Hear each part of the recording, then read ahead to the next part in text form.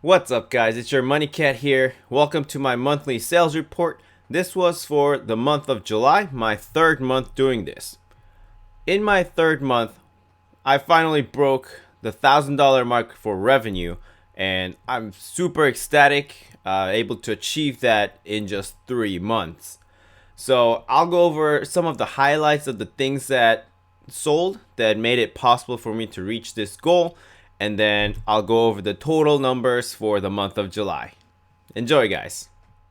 This was my biggest item sold in July.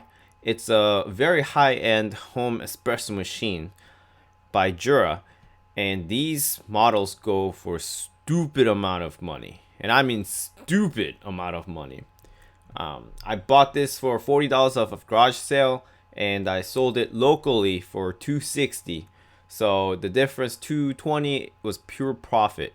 The meeting itself was quite an adventure. The guy brought coffee beans, water, found an electrical outlet at CVS, tested it out and everything, which is perfectly fine because if you're spending $260 off of a Craigslist ad, then yeah, you better test things out. In the end, he said, I look like a trustable guy, so he spent the money and took the machine. So sometimes it does help to have a very trustable face like mine. Alright, off of the same garage sale, I picked up the Espresso Machine. I also picked up all seasons of Charmed DVD series. Anytime you can find complete, especially complete seasons of TV shows, go ahead and pick it up. These go for quite a bit of money, as well as it's a DVD, so you can ship it very, very cheaply through USPS Media Mail. Anyway, got the whole thing for just $5, and sold it on eBay for $51.07 minus shipping and fees. But like I said, shipping is very cheap because it's through Media Mail. Next, we have a vintage typewriter from a brand called Olympia. This was a steal off of a garage sale. It was only $5, and I looked it up on eBay, and these were going for, somewhere around $200 plus or minus. I found a few people actually interested in locally, and I found a guy who drove like an hour distance from his house, came, took a look at it. Mostly it was fine. He was kind of nitpicky about some things, so I dropped the price a little bit for him at $180. I think it was originally listed at $200. For buying something for $5, flipping it for $180, I mean, I'll take that any day of the week. Next, we have unopened trading card packs for a video game called Maple Story. I've heard the title Maple Story a couple times before, so I know at least at one point this was a super, super popular game.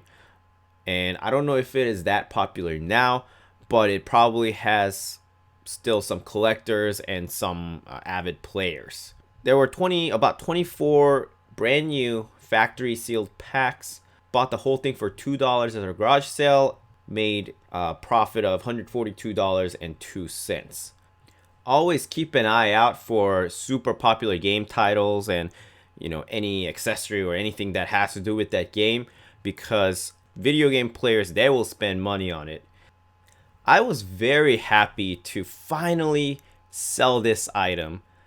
It's a roof rail that goes on Jeep Cherokee, and it's very niche because specific model, specific brand, and usually if people want this, they actually have it come installed when they buy the car, not install it themselves later. So I actually picked this up for free back in May. So I've been waiting about 2-3 months to sell this, and finally found a buyer on eBay.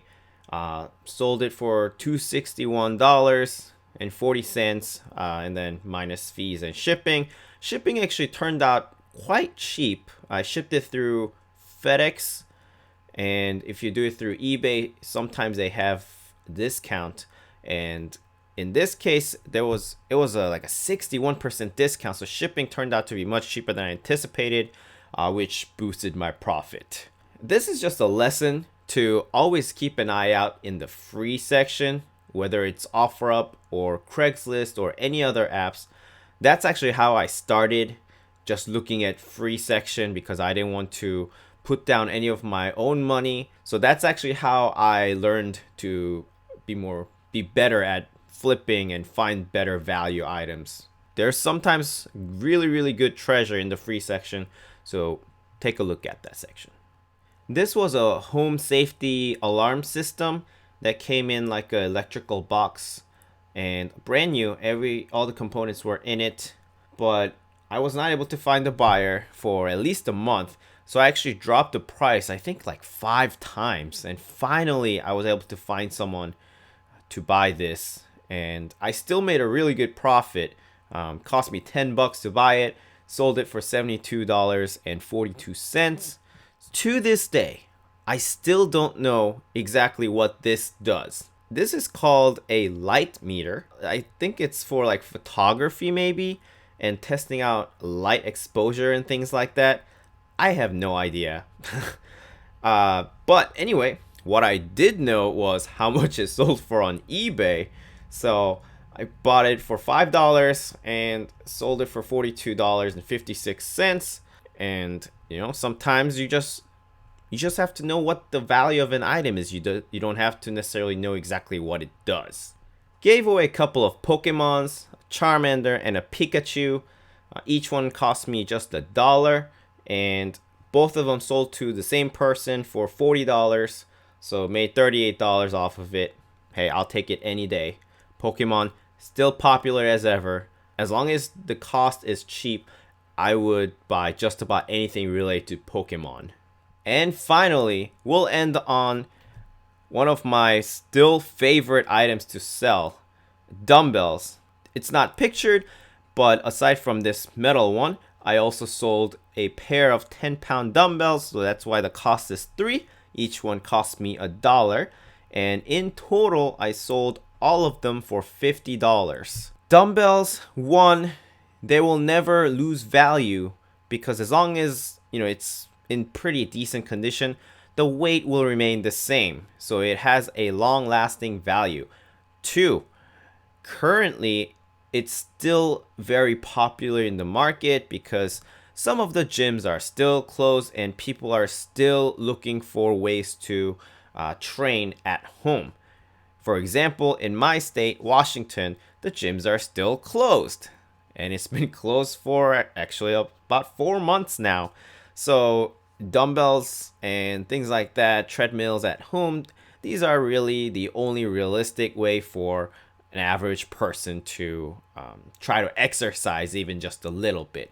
So any dumbbells I will pick up. However, I will say make sure that you're picking up one, good quality dumbbells, no chips, anything like that.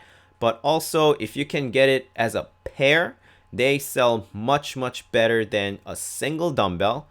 And weight-wise, try to keep it at round numbers like 5, 10, 15, 20. I have a 7-pound dumbbell, and it's just a single dumbbell. That one has not gotten much traction compared to the other dumbbells that I've been able to sell. As long as you're sticking with like 5, 10, 15 in the multiple of 5 pounds, and especially if they come in a pair, there will be a lot of buyers. So I highly recommend keeping an eye out for those dumbbells. All right, so finally, this is the final report for July. Total number of items sold. We sold a record high 25 items this month. The revenue was $1,313.35, and month to month, that was a 146.2% increase from June. Profit-wise, after reinvesting some of the money to buy more items, it ended up at $978.03. And this was 487.6% increase from June. All in all, this is a profit margin of 74.5%, which is really good. Hopefully, I'll be able to keep it around this level. My goal going forward is to continue making monthly profit at around this level. If if I'm able to get about $1,000 profit each month, I'll be super happy, as this is only my part-time job. I go out for item hunting on Friday and Saturday only, usually spending about 3 hours each day going to various garage sales and whatnot. Stock trading is my most profitable business right now, so it only makes sense for me to spend a little bit more time and focus there and just continue doing the flipping as my side hustle. And if I'm able to make about $1,000 each month doing that, that's $12,000 a year. I know there are many people who'd be extremely happy to make extra $12,000 a year. So if you have any questions about starting your own side hustle, flipping things, let me know in the comments below. I will answer them. Thank you guys so much for watching Money Cat, and look forward to the next month's August sales report. Make sure to subscribe for more videos on stock trading as well as side hustle flipping business. And I will see you guys next time. Bye.